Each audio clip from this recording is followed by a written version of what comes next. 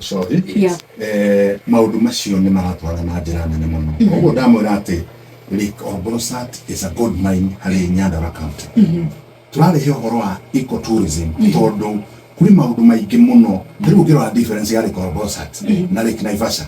there's no much difference na Lake Naivasha ni kuona kuri na athongo marathi kuguruta magwika maundu ma gukenerera ona ithu andu ile kwina roka tourist marathi kuo kaundu kau ni karaspa uhoro ucio goka na njira njega uhoro wa conservation ni uratwara tondu raiwa tureka kindu gitagwo ecotourism. We want sustainable tourism. To Lake Oroborosat tutangi sort of sensitize our people na nigetha to discourage kindu kiretwo poor farming methods uhoro wa encroachment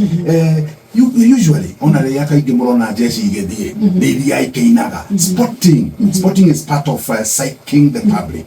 also Nyandarua county ni irathi iki openaga up investment na opportunities ya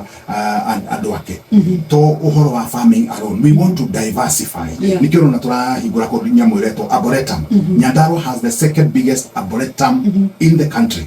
it is 80 acres iko town in the Karau na turahingura ginya colony homes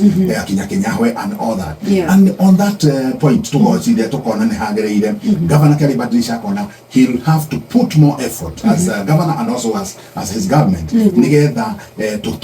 Lake Oroborosat uri hagereire na tuweka ogwo kwina boats already ciratumika ku kuria dimoka ku na the bands so there's something need to father kumetumira as a tourism site tondo Lake Oroborosat ni more very important Kiada the downstream ni nyitireire conservancies lewa conservancies yoshi na ko Laikipia they are part of us they are part of Kenyans na kwoguo ni hari na fata uhoro wa mahenya na tourism no uhoro wa conserve lake tukio twajali hamwe Inooro shesheni hakuhe nawe.